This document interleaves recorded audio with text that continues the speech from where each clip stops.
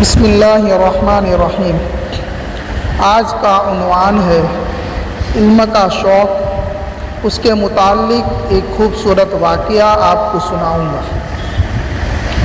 امام احمد بن حنبل رحمۃ اللہ علیہ کے زمانے میں ایک نوجوان کو علم سیکھنے کا شوق پیدا ہوا اور اس کی خواہش تھی کہ وہ امام احمد بن حنبل رحمۃ اللہ علیہ سے علم سیکھے۔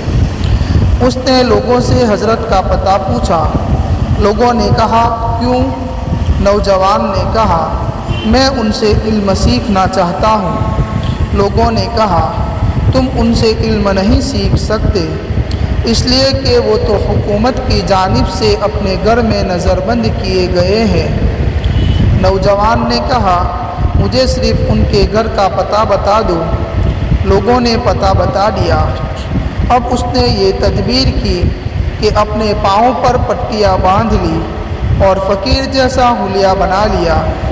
پہلے زمانے میں گداگر اور فقیر لوگ مانگنے کے لیے پیسوں کا مطالبہ نہیں کرتے تھے، بلکہ ایسی صدا لگاتے تھے اجرکم علی اللہ۔ لوگ یہ آواز سن کر معلوم کر لیتے کہ کوئی گداگر ہے اور اسے جو کچھ دینا ہوتا دے دیتے۔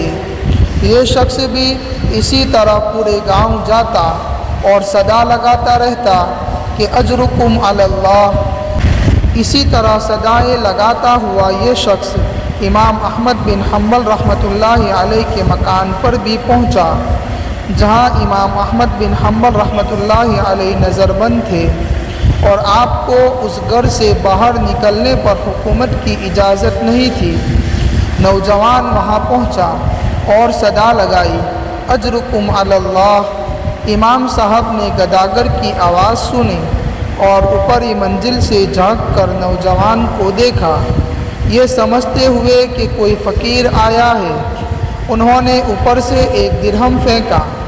نوجوان نے موقع غنیمت جانا اور کہا حضرت میں درہم کے واسطے نہیں آیا، بلکہ میں آپ سے علم سیکھنے کے واسطے آیا ہوں۔ امام صاحب نے کہا بھائی میں سکھا نہیں سکتا، اس لیے کہ میرے درس پر پابندی لگی ہوئی ہے، میں قید میں ہوں۔ نوجوان نے کہا حضرت میں روز اسی طرح فقیر بن کر آؤں گا، آپ اوپر سے چٹھی میں حدیث لکھ کر پھینک دینا، میں اس کو یاد کر لوں گا۔ امام صاحب نے حامی بھر لی، چنانچہ یہی معمول رہا۔